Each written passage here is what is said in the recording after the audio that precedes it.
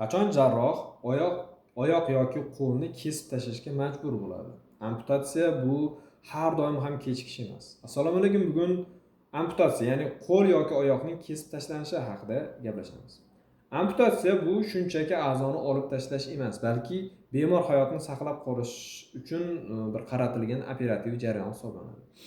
Eng ko'p holatlarda bu kechiktirib bo'lmaydigan vaziyatlarda shunday yuzaga keladi. Bularga qaysilari kiradi? Masalan, qaytmas nekroz. Nekroz bu o'sha tananing bir qismining chirishi, ya'ni o'lib borish bilan birgalikda kechadigan jarayon. Bu haqida avvalgi videoda aytib o'tgandim.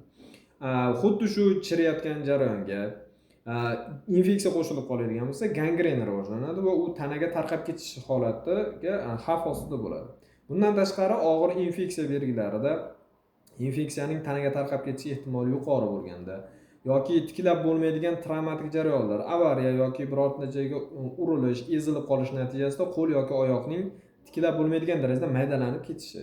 Bitta tanada turibdi, lekin ichidan maydalanib ketgan. Qon tomirlari, suyaklari xuddi shunday holatlarda yoki bundan tashqari o'sha organda qon bilan ta'minlanishi butunlay buzilgan bo'lsa, tromb orqali tiqilib qolgan yoki o'sha qon tomirlar uzilib ketgan bu natijasida.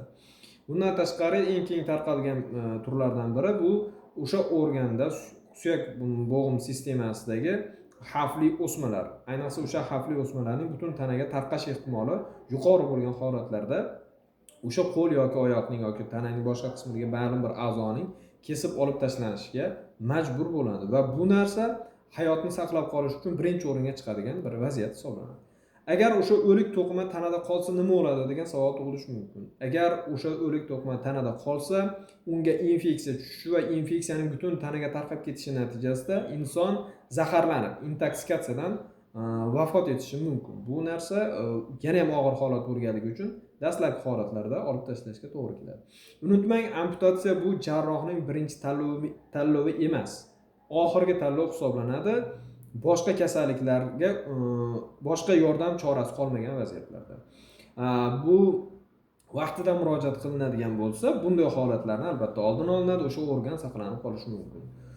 Unutmang, sog'lig'ingizni mustahkamligi sizning o'zingizning qo'lingizda. Sog'lig'ingizni kechiktirmang.